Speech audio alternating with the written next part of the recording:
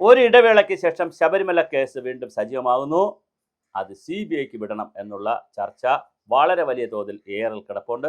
നവീൻ ബാബുവിൻ്റെ മരണം CBIക്ക് വിട്ടതിന് പിന്നാലെ ഗവൺമെൻറ് സജീവമായി ആലോചിക്കുന്നൊരു വിഷയമാണ് ശബരിമല കേസ് CBIക്ക് വിടണം എന്നുള്ള ശുപാർശ.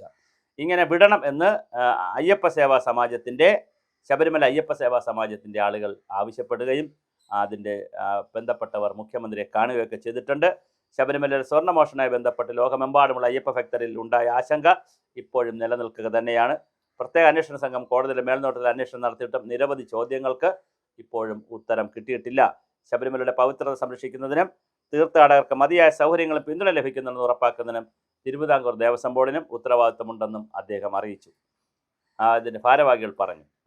ശബരിമല അയ്യപ്പ സേവാ സംഘത്തിൻ്റെ ആളുകൾ തീർത്ഥാടകർക്ക് മതിയായ സൗകര്യങ്ങൾ ഒരുക്കുന്നതിന് വേണ്ടി നിരവധി നടപടികൾ നിലയ്ക്കലും പമ്പയിലും സന്നിധാനത്തും ഇനിയും ഏർപ്പെടുത്തേണ്ടതുണ്ട്. ശബരിമല അയ്യപ്പ സേവാ സമാജം പോലുള്ള അംഗീകൃത അയ്യപ്പ സംഘടനകൾക്ക് ദേവസ്വം ബോർഡ് നിർദ്ദിഷ്ട മാർഗനിർദ്ദേശങ്ങൾക്കും ചട്ടങ്ങൾക്കും അനുസൃതമായി ഭക്തർക്ക് സേവനം നൽകാൻ അവസരം നൽകണമെന്നും ആവശ്യപ്പെട്ടിരുന്നു. ഇത് നമ്മൾ നേരത്തെ പറഞ്ഞിരുന്നതാണ്.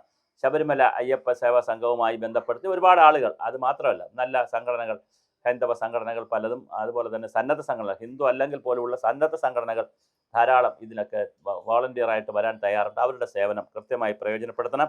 ശബരിമലയെ വരുമാനമുണ്ടാക്കിയിട്ടൊരു സ്ഥാപനമായിട്ടല്ല, ഒരു പുണ്യ തീർത്ഥാടന കേന്ദ്രമായിട്ടാണ് അതിനെ കണക്കാക്കേണ്ടത്. സാധാരണ ഭക്തരുടെ സാമ്പത്തിക ഭാരം കുറയ്ക്കുന്ന നയങ്ങൾ ഉണ്ടാവണം. അതുപോലെ തന്നെ ശബരിമല അയ്യപ്പ സേവാ സമാജം, ഭൂതനാഥ ട്രസ്റ്റ്, അഖില ഭാരത അയ്യപ്പ സേവാ സംഘം തുടങ്ങിയ അംഗീകൃത സംഘടനകൾക്ക് സന്നിധാനത്തും ദേവസ്വം ബോർഡുകൾ നിയന്ത്രിക്കുന്ന മറ്റ് ക്ഷേത്രങ്ങളിലും അന്നദാനം നടത്തുന്നതടക്കമുള്ള സേവന പ്രവർത്തനങ്ങളുടെ നീണ്ട ചരിത്രമുണ്ടെന്നും അവർ ചൂണ്ടിക്കാട്ടി. ദക്ഷിണേന്ത്യയിൽ പ്രവർത്തിക്കുന്ന 81ലധികം അയ്യപ്പ സേവാ കേന്ദ്രങ്ങളിൽ സൗജന്യ അന്നദാനം, വിശ്രമ സൗകര്യങ്ങൾ തുടങ്ങിയവ ഇവർ ചെയ്യുന്ന ടീമാണ്. അപ്പോൾ അവർ വളരെ ജെന്യുവനായി നിൽക്കുന്ന ഒരു സംഘമാണ്. സീസണിൽ 40 ലക്ഷത്തിലേക്കും അയ്യപ്പ ഭക്തർക്ക് സൗജന്യ അന്നദാന സേവനം കൊടുത്തു വരുന്നു. പ്രവർത്തനങ്ങൾക്ക് സന്നിധാനത്തിലേർപ്പെടുന്ന വിലക്കുകൾ ഭക്തരെ പ്രതികൂലമായി ബാധിച്ചിട്ടുണ്ടെന്നും പറഞ്ഞ് സുതാര്യവും നിയന്ത്രിതവുമായ ഒരു ചട്ടക്കൂടിന് കീഴിൽ അന്നദാന സേവനങ്ങൾ പുനരാരംഭിക്കാൻ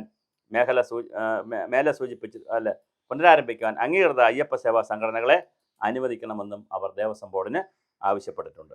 ഭക്തർക്ക് നിലയ്ക്കലിലും പമ്പയിലും ഇടയിലുള്ള ഗതാഗതം സൗജന്യമായി ലഭ്യമാക്കണമെന്നുള്ളൊരു ഡിമാൻഡും അവരുടെ ഭാഗത്തുനിന്ന് വന്നിട്ടുണ്ട്.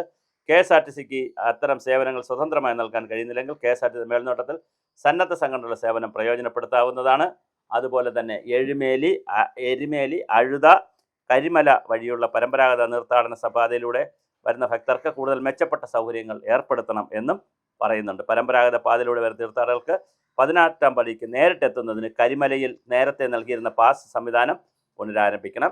വിദഗ്ധർ, അയ്യപ്പ ഭക്ത സംഘടനാ പ്രതിനിധികൾ, ശബരിമല വികസനത്തിൽ വ്യക്തമായ കാഴ്ചപ്പാടുള്ളവർ എന്നിവരുമായി കൂടിയാലോചിച്ച് ശബരിമലയ്ക്കായി 50 വർഷത്തെ സമഗ്രമായൊരു മാസ്റ്റർ പ്ലാൻ തയ്യാറാക്കണമെന്നും അവർ ആവശ്യപ്പെട്ടു. എന്തായാലും മനോഹരമായ തീരുമാനങ്ങളാണ്. അപ്പോൾ ശബരിമലയ്ക്ക് മാസ്റ്റർ പ്ലാൻ, അതുപോലെ തന്നെ CBI അന്വേഷണം, പരിസ്ഥിതി സൗഹൃദമായിട്ടുള്ള ശുചിത്വവും ഗതാഗതവും ഭാവിയിൽ അടിസ്ഥാന സൗകര്യ വികസനവും എല്ലാം അഭിസംബോധന ചെയ്യുന്ന മനോഹരമായ ഒരു പൂങ്കാവനമായി അയ്യപ്പ ക്ഷേത്രം മാറ്റേണ്ടതുണ്ട്.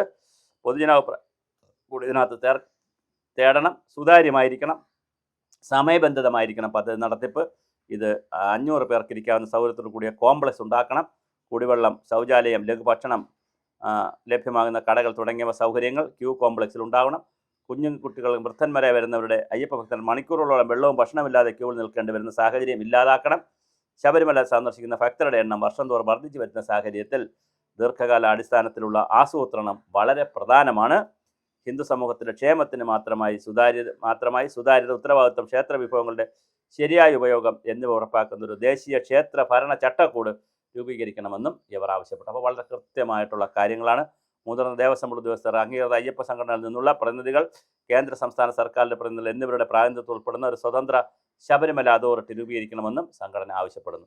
കാര്യക്ഷമമായ ഭരണനിർവഹണവും ദീർഘകാല ആസൂത്രണവും സാധ്യമാക്കുന്നതിന് വളരെ സഹായമാകുമെന്ന കാര്യത്തിൽ യാതൊരു സംശയമില്ല. ഇത്തരം ആവശ്യങ്ങൾ പറഞ്ഞുകൊണ്ട് ദേവസ്വം ബോർഡ് അധികാരികൾ, ദേവസ്വം മന്ത്രി, ബഹുമാനപ്പെട്ട മുഖ്യമന്ത്രി, ഹൈക്കോടതിയിലുള്ള ദേവസ്വം ബെഞ്ച്, സ്പെഷ്യൽ കമ്മീഷൻ എന്നിവരെ കണ്ട് നിവേദനം സമർപ്പിക്കുന്നുണ്ട് എന്നും അത് അയ്യപ്പ ഭക്തന്മാരുടെ ജനങ്ങളുടെ കാര്യങ്ങൾ ശുഭമാക്കുന്നതിന് വേണ്ടി, ക്ഷേമം ഉറപ്പുവരുത്തുന്നതിന് വേണ്ടി തമിഴ്നാട്, കർണാടക, തെലങ്കാന, ആന്ധ്ര, മഹാരാഷ്ട്ര സർക്കാരുകളുടെ സഹകരണം അഭ്യർത്ഥിക്കുന്നതായും അതിൻ്റെ ഭാരവാഹികൾ പറഞ്ഞു. അപ്പോൾ വളരെ ഗൗരവമുള്ള, ഉത്തരവാദിത്തമുള്ള ഒരു സംവിധാനമാണ്.